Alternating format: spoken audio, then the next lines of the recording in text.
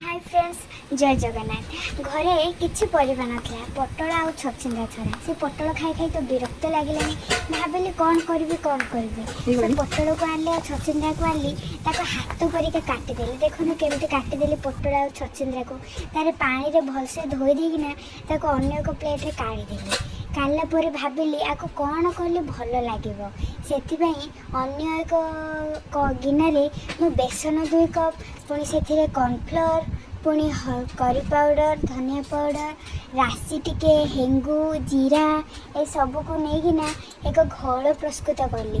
देखिपे केमती एक घोलटे हम हेंगू पकड़ जमार भूलें क्या हेंगू पकड़े माने जो मैंने बिना प्याज रसुण खाऊँ तार गैस्ट्रिक लेवलटा भल रुहे। तो देखो स्वाद अनुसार लुण भी पकेबे। देखो केमती एक घोल प्रस्तुत है। सो से पटल आ छचिंदा को से घोल बुड़े बुड़े एक गरम जाइथिबा सरिष तेल तावारे ताको देकिना पिठो भजा करेंगे। मुझे जानी नी बन बन बनईदेली किंतु खाइला बेले देखिली वाह बढ़िया लगुच। तो आपण मैंने भी प्लीज घर बन निश्चित थे खातु। जब भल लगे मत प्लीज कमेंट करी कहतु। हो रोची जय जगन्नाथ, बाय बाय। प्लीज आम चैनल जब भल लगी आम ये रेसिपी जब आपको भल लगी please like share and subscribe करने को जमार भूलें।